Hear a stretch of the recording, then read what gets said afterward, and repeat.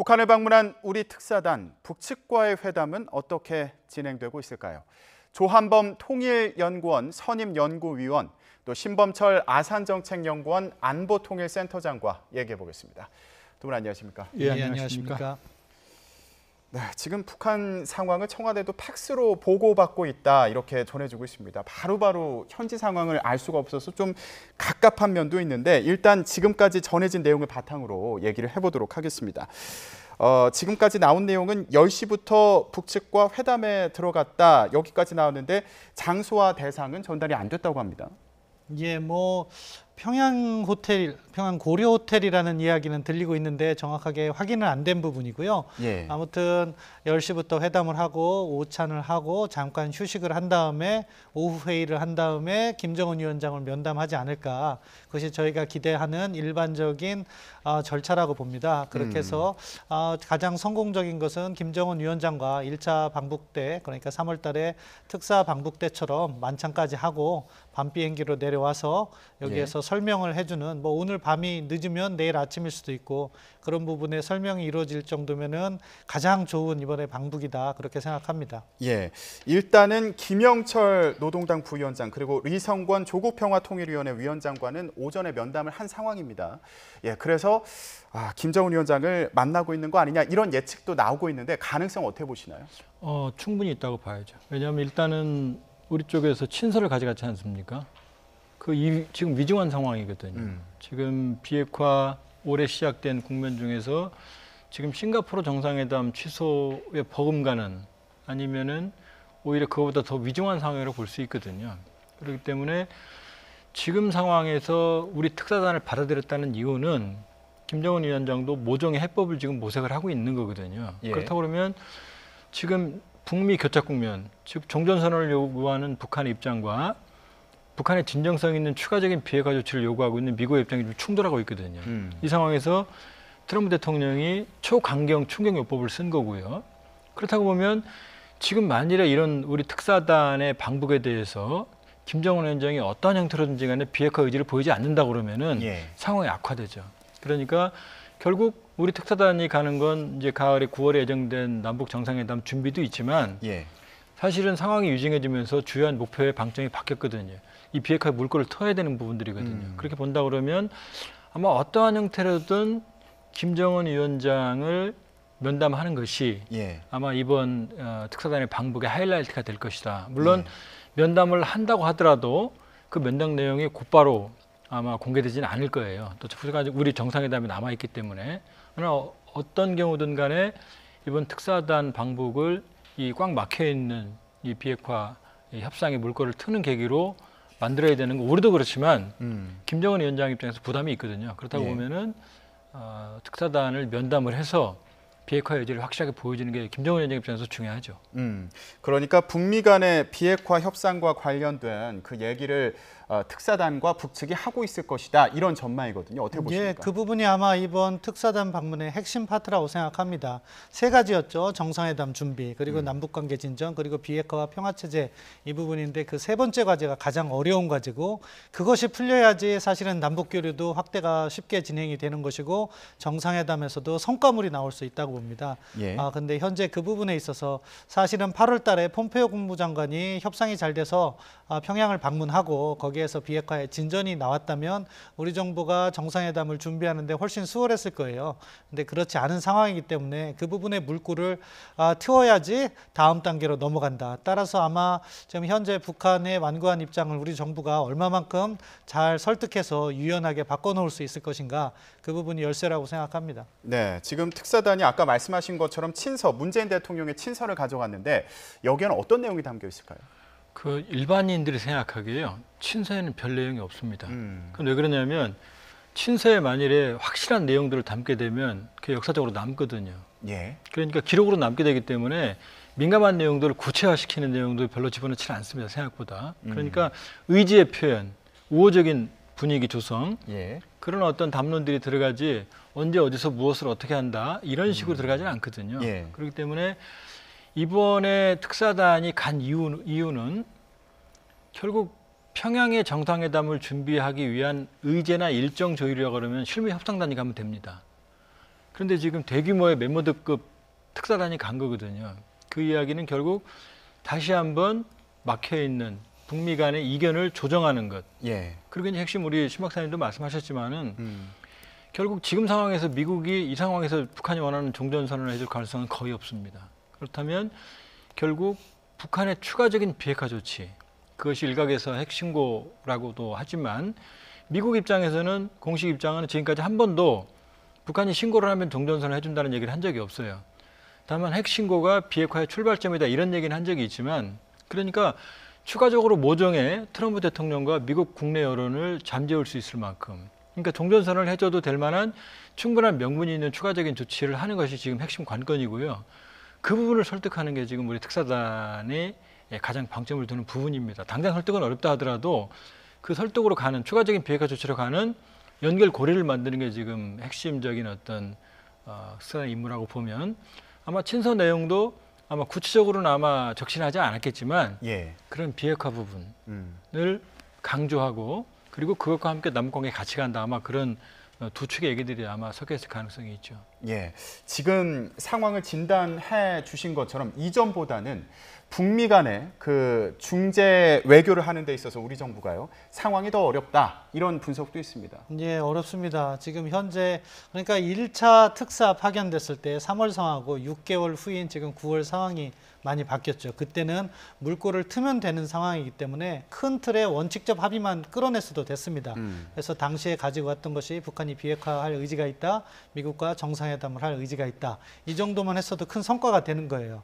그런데 6개월 진행되는 과정에 서로 구체적인 이야기들이 오갔고 미국과 북한이 직접 접촉하기 시작했어요. 예. 그러면서 지금은 원론적인 수준의 단만 가지고 가서는 안 되는 거죠. 그러니까 구체적으로 북한이 신고를 하겠다 또는 뭐 조 박사님께서 말씀하신 것처럼 영변 원자력 가동을 실질적으로 동결하겠다. 이런 식의 구체적인 대안을 북한으로부터 얻어내야 되는데 이 부분은 북한도 자신들의 그 셈법이 있기 때문에 쉽게 한국 정부에 주지 않는 거죠. 그렇기 때문에 특사단의 역할이 매우 어렵다 그렇게 보고요.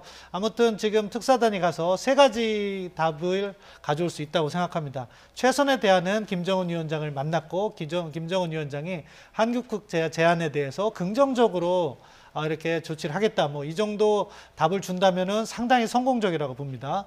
뭐 중간 정도의 성공은 뭐 구체적인 그러한 답은 이번에 줄 가능성이 그렇게 높지 않아요. 왜냐하면은 어떻게 보면 극적인 효과를 위해서 3차 정상회담이 예정돼 있기 때문에 그때 문재인 대통령에게 직접 줄 가능성도 있습니다. 다만 특사단을 만나서 우리 측 입장을 잘 경청한다면 그것만으로도 전 중간 이상의 성공을 거두었다고 봅니다.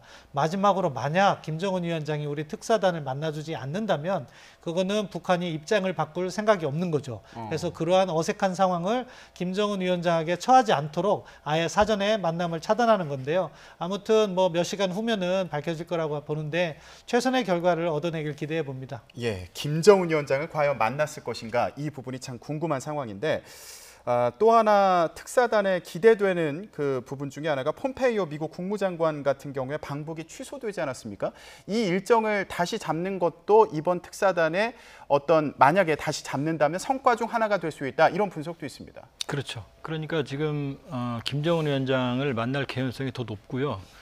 그러나 만나지 못한다고 하더라도 그게 협상의 결렬이나 성과를 저평가하는 그런 기준은 될 수는 없습니다. 왜냐하면 결국 추가적인 3차 정상회담이 남아있고 또 폼페이오 장관의 방북이 남아있고 또 추가적인 2차 북미 정상회담도 남아있는 거거든요. 예. 그러니까 이번 특사단은 이것을 연결시키는 연결고리만 만들어줘도 성공하는 거거든요. 그렇기 때문에 일단은 북한이 특사단을 받아들였다는 것 자체는 사실은 긍정적입니다. 만일에 그 비핵화의 의지나 아니면 비핵화 부분에서 협상의 의지가 없다 그러면은 특사단을 그렇게 신속하게 받아들이지 않았겠죠.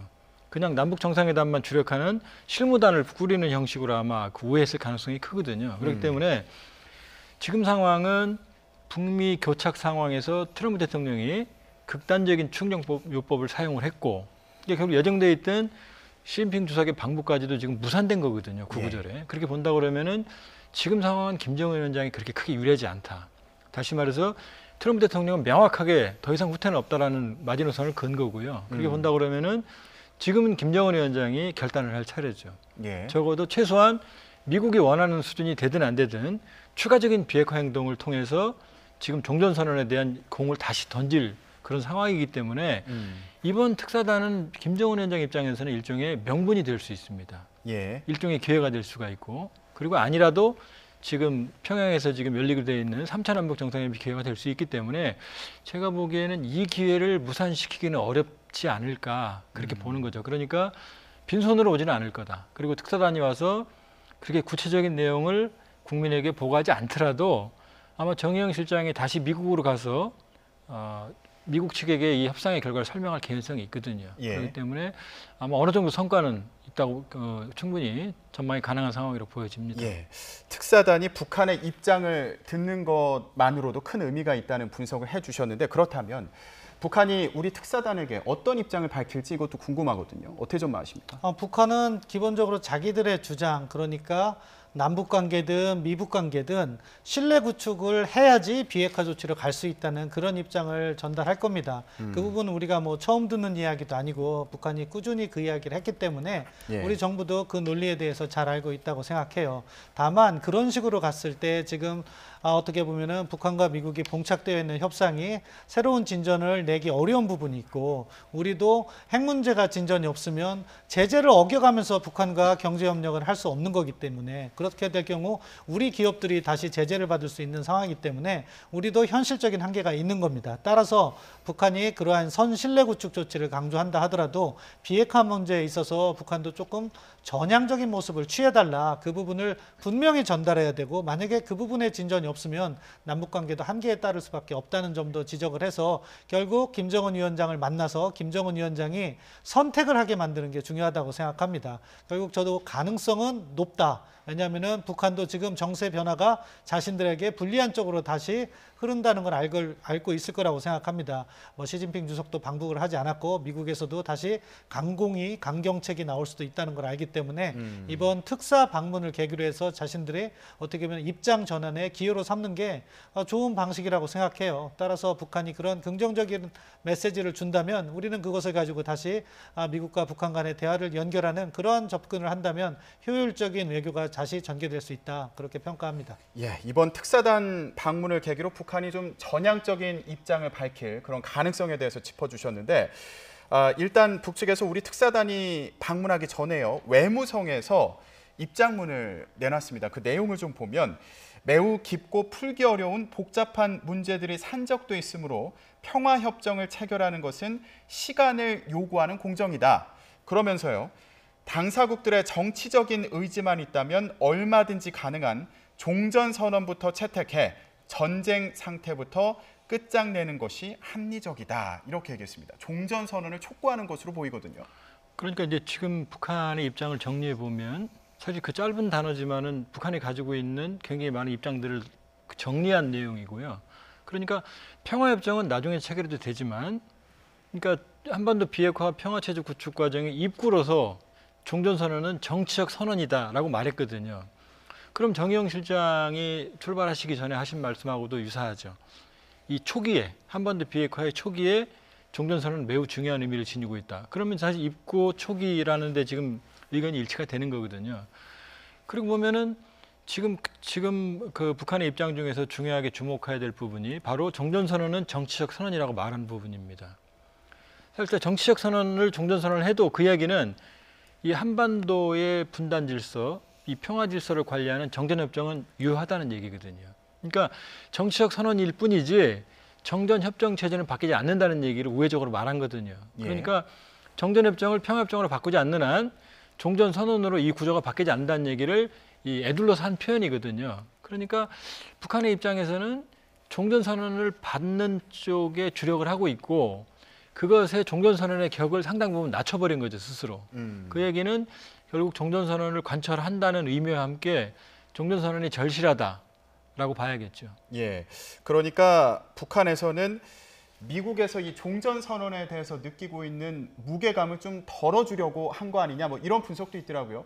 그렇다면 미국에서는 이렇게 종전 선언에 대해서 좀 부담감을 느끼는 것으로 보이기도 하는데 그 이유는 뭐라고 봐야 될까요? 기본적으로 종전 선언을 한 다음에 북한이 요구할 것이 무언가를 걱정하는 거죠.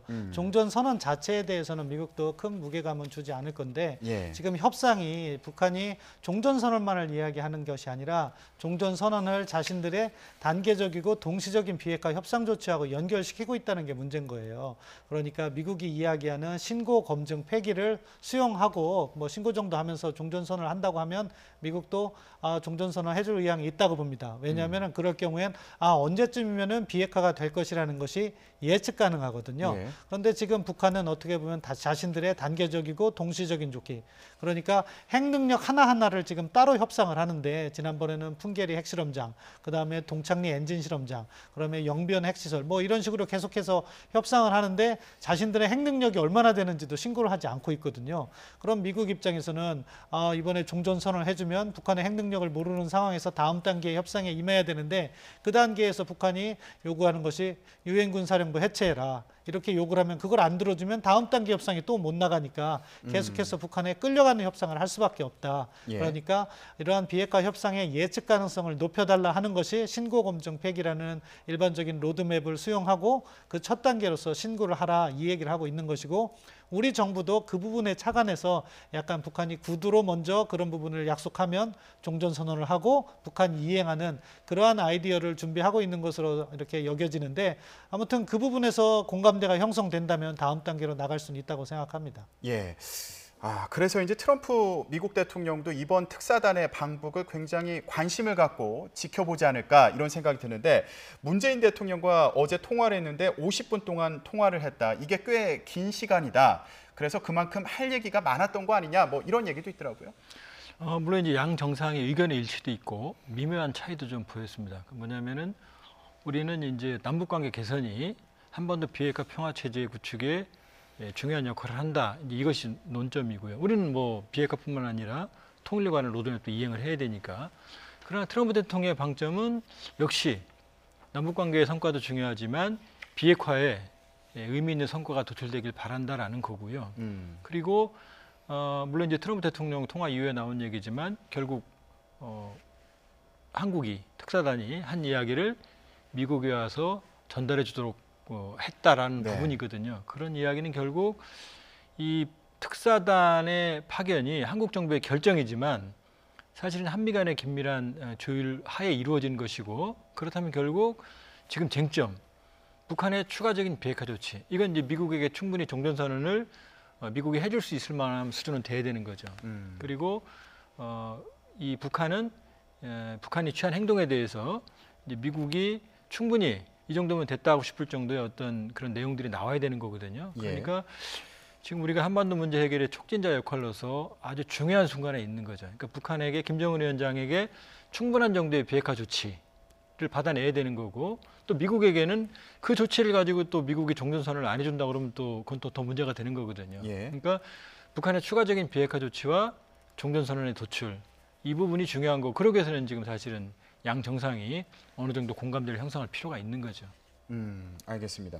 자, 일단 한미 정상이 유엔 총회장에서 만나기로 했다, 이런 얘기가 전해지고 있습니다. 이제 통화를 통해서 유엔 총회에서 만나기로 했다, 이렇게 얘기가 전해지고 있는데, 그렇다면 남북미 이 사이에 그 시간 계획은 어떻게 흘러가는 건지 이것도 참 궁금합니다. 사실 우리 정부의 최고 시나리오라면은 이제 한미 정상은 지금 통화를 했기 때문에 일단 약속을 잡아놓은 것이고, 이번에 특사가 가서 성과를 내고 남북 정상회담을 통해서 북한의 전향적 조치를 끌어낸다면은 김정은 위원장을 뉴욕에 유엔 총회 계기에 방문하게 하는 것이 우리 정부가 생각하는 최상의 시나리오라고 생각합니다.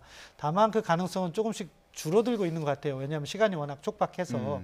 그럴 경우에는 뭐 굳이 9월 유엔 총회가 좋은 계기였기 때문에 우리가 그것을 활용하려고 했던 것이지, 10월 달이든 11월 달이든 얼마든지 기회는 있다고 생각합니다.